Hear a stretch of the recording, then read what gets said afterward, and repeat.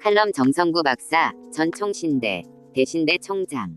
혁명적으로 불렀던 은혜. 오랜만에 영화관에서 신이 악단을 관람했다. 거의 1년 만이었다. 영화인들에게는 참으로 미안하지만 사실 나는 영화에는 별로 관심이 없다. 그런데 최근에 신이 악단이라는 영화가 100만 명을 넘겼다는 소문을 듣고 가족들과 함께 갔었다. 내용은 NGO에서 이 억부를 줄 터이니 교회를 짓고 부흥회를 열어 감독관들이 보는 앞에서 찬양을 하라 는 요구에서 시작된다. 사실 평양은 과거 동방의 예루살렘이었다. 그런데 공산화가 되면서 북한의 2000여 교회가 하나도 남김없이 사라졌다. 현재 장대현 교회 그 자리에는 김일성 김정일 위 동상이 서 있다. 공산당은 제일 먼저 교회를 부수고 목회자들을 모두 척살했다. 그러니 북한에는 교회가 없어진 지 오래다.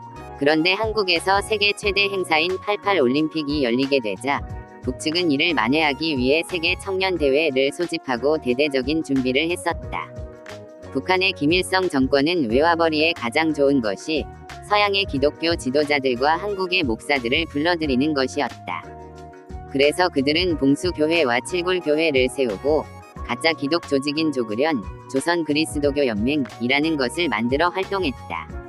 이는 외국으로부터 달러를 받으려는 북한 공산당의 수작이었다. 물론 과거에 잘 믿었던 부모 아래 신앙훈련을 받은 자손들은 순전한 신앙을 지키기 위해 숨어서 신앙을 지켜야 했다. 왜냐하면 자기의 신앙을 밝히면 살 수 없다는 것을 잘 알고 있었기 때문이다. 그래서 북한의 지하교회는 완전히 비밀로 연결되어 있다고 한다.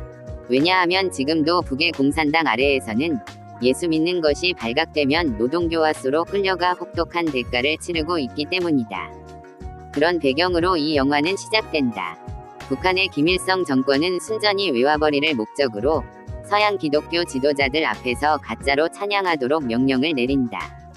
당은 찬양 연습의 총괄자로 보위부 소속 소자 1명과 그를 따르는 대위를 붙여 단원들을 감식해 한다.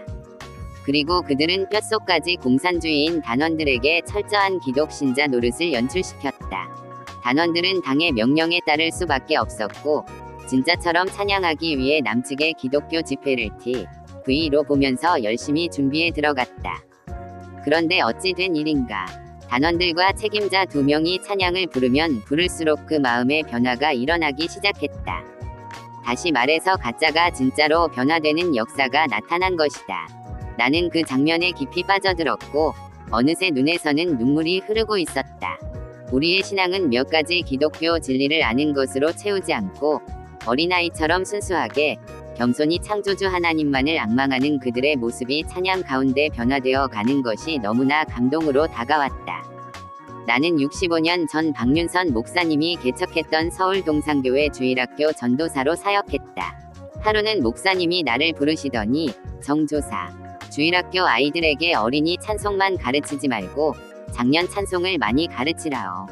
아이들 찬송만 가르치면 얼마 후에는 모두 잊어버리지만 작년 찬송가를 100여 곡 가르쳐 놓으면 후일 장성에도 그 찬송이 입에 익어 환란, 시험, 공고가 있을 때 하나님 앞에 다시 돌아오지 않겠소 하시는 것이다.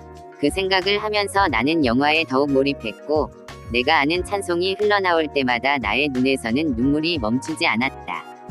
신이 악단에서도 신자들은 이미 알고 있고 비신자도 들어본 적이 있는 찬송이 흘러나왔다.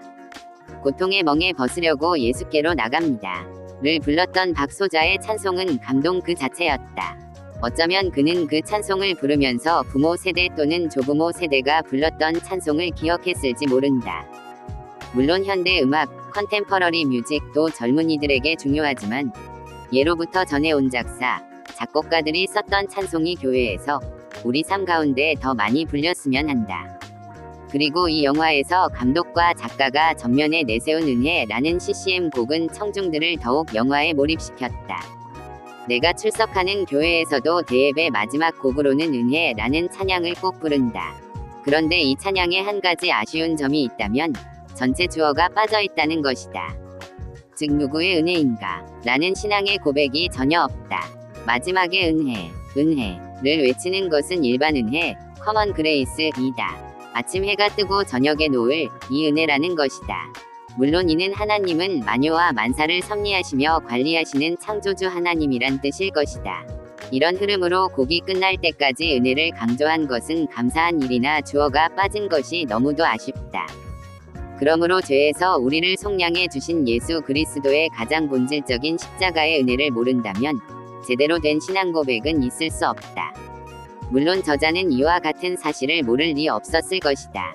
아무튼 이 영화를 만든 감독은 아무리 잘 훈련되고 철저히 세뇌된 공산주의 자들이라 할지라도 찬송을 부를 때 비록 그것이 거짓이어도 성령 하나님의 역사는 그 누구도 그 무엇도 막을 수 없다는 것을 전제한 것 같다.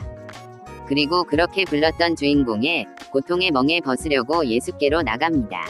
자유와 기쁨 베푸시는 주께로 갑니다. 라는 찬송은 듣는 이로 하여금 크나큰 감동으로 다가왔다. 이 영화를 한국의 모든 기독교인과 탈북민들이 꼭 한번 시청하기를 권한다. 지금의 자유대한민국에서 이토록 자유롭게 찬양하고 기도하고 말씀 듣는 것을 하나님의 크신 은혜인 줄 아는 자가 과연 몇이나 될까. 칼럼 정성구 박사, 전 총신대, 대신대 총장. 혁명적으로 불렀던 은혜. 오랜만에 영화관에서 신이 악단을 관람했다. 거의 1년 만이었다. 영화인들에게는 참으로 미안하지만 사실 나는 영화에는 별로 관심이 없다. 그런데 최근에 신이 악단이라는 영화가 100만 명을 넘겼다는 소문을 듣고 가족들과 함께 갔었다. 내용은 NGO에서 이 억부를 줄 터이니 교회를 짓고 부흥회를 열어 감독관들이 보는 앞에서 찬양을 하라 는 요구에서 시작된다. 사실 평양은 과거 동방의 예루살렘이었다. 그런데 공산화가 되면서 북한의 2000여 교회가 하나도 남김없이 사라졌다. 현재 장대현 교회 그 자리에는 김일성 김정일 위 동상이 서 있다. 공산당은 제일 먼저 교회를 부수고 목회자들을 모두 척살했다. 그러니 북한에는 교회가 없어진 지 오래다. 그런데 한국에서 세계 최대 행사인 88 올림픽이 열리게 되자 북측은 이를 만회하기 위해 세계 청년대회를 소집하고 대대적인 준비를 했었다. 북한의 김일성 정권은 외화벌이에 가장 좋은 것이 서양의 기독교 지도자들과 한국의 목사들을 불러들이는 것이었다. 그래서 그들은 봉수교회와 칠골교회를 세우고 가짜 기독 조직인 조그련 조선 그리스도교 연맹이라는 것을 만들어 활동했다. 이는 외국으로부터 달러를 받으려는 북한 공산당의 수작이었다. 물론 과거에 잘 믿었던 부모 아래 신앙 훈련을 받은 자손들은 순전한 신앙을 지키기 위해 숨어서 신앙을 지켜야 했다. 왜냐하면 자기의 신앙을 밝히면 살 수 없다는 것을 잘 알고 있었기 때문이다. 그래서 북한의 지하교회는 완전히 비밀로 연결되어 있다고 한다. 왜냐하면 지금도 북의 공산당 아래에서는 예수 믿는 것이 발각되면 노동교화소로 끌려가 혹독한 대가를 치르고 있기 때문이다. 그런 배경으로 이 영화는 시작된다.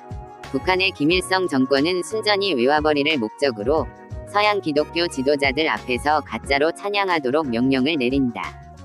당은 찬양 연습의 총괄자로 보이부 소속 소자 1명과 그를 따르는 대위를 붙여 단원들을 감식해 한다. 그리고 그들은 뼛속까지 공산주의인 단원들에게 철저한 기독 신자 노릇을 연출시켰다. 단원들은 당의 명령에 따를 수밖에 없었고 진짜처럼 찬양하기 위해 남측의 기독교 집회를 TV로 보면서 열심히 준비에 들어갔다. 그런데 어찌 된 일인가. 단원들과 책임자 2명이 찬양을 부르면 부를수록 그 마음의 변화가 일어나기 시작했다. 다시 말해서 가짜가 진짜로 변화되는 역사가 나타난 것이다. 나는 그 장면에 깊이 빠져들었고 어느새 눈에서는 눈물이 흐르고 있었다. 우리의 신앙은 몇 가지 기독교 진리를 아는 것으로 채우지 않고 어린아이처럼 순수하게 겸손히 창조주 하나님만을 앙망하는 그들의 모습이 찬양 가운데 변화되어 가는 것이 너무나 감동으로 다가왔다. 나는 65년 전 박윤선 목사님이 개척했던 서울 동산교회 주일학교 전도사로 사역했다. 하루는 목사님이 나를 부르시더니 정조사, 주일학교 아이들에게 어린이 찬송만 가르치지 말고 작년 찬송을 많이 가르치라오. 아이들 찬송만 가르치면 얼마 후에는 모두 잊어버리지만 작년 찬송가를 100여 곡 가르쳐 놓으면 후일 장성에도 그 찬송이 입에 익어 환란, 시험, 공고가 있을 때 하나님 앞에 다시 돌아오지 않겠소. 하시는 것이다. 그 생각을 하면서 나는 영화에 더욱 몰입했고 내가 아는 찬송이 흘러나올 때마다 나의 눈에서는 눈물이 멈추지 않았다.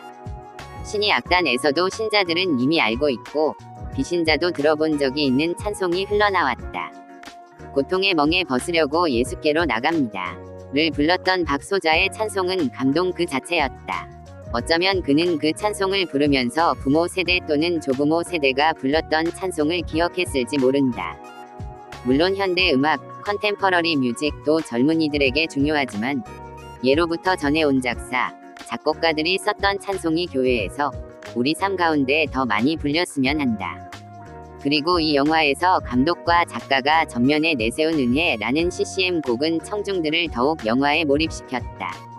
내가 출석하는 교회에서도 대예배 마지막 곡으로는 은혜라는 찬양을 꼭 부른다.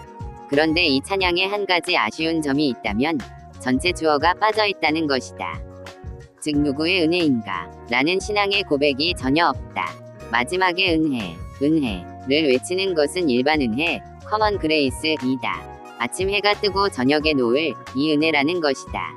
물론 이는 하나님은 만유와 만사를 섭리하시며 관리하시는 창조주 하나님이란 뜻일 것이다. 이런 흐름으로 곡이 끝날 때까지 은혜를 강조한 것은 감사한 일이나 주어가 빠진 것이 너무도 아쉽다. 그러므로 죄에서 우리를 속량해 주신 예수 그리스도의 가장 본질적인 십자가의 은혜를 모른다면 제대로 된 신앙 고백은 있을 수 없다. 물론 저자는 이와 같은 사실을 모를 리 없었을 것이다. 아무튼 이 영화를 만든 감독은 아무리 잘 훈련되고 철저히 세뇌된 공산주의 자들이라 할지라도 찬송을 부를 때 비록 그것이 거짓이어도 성령 하나님의 역사는 그 누구도 그 무엇도 막을 수 없다는 것을 전제한 것 같다. 그리고 그렇게 불렀던 주인공의 고통의 멍에 벗으려고 예수께로 나갑니다. 자유와 기쁨 베푸시는 주께로 갑니다. 라는 찬송은 듣는 이로 하여금 크나큰 감동으로 다가왔다. 이 영화를 한국의 모든 기독교인과 탈북민들이 꼭 한번 시청하기를 권한다. 지금의 자유대한민국에서 이토록 자유롭게 찬양하고 기도하고 말씀 듣는 것을 하나님의 크신 은혜인 줄 아는 자가 과연 몇이나 될까?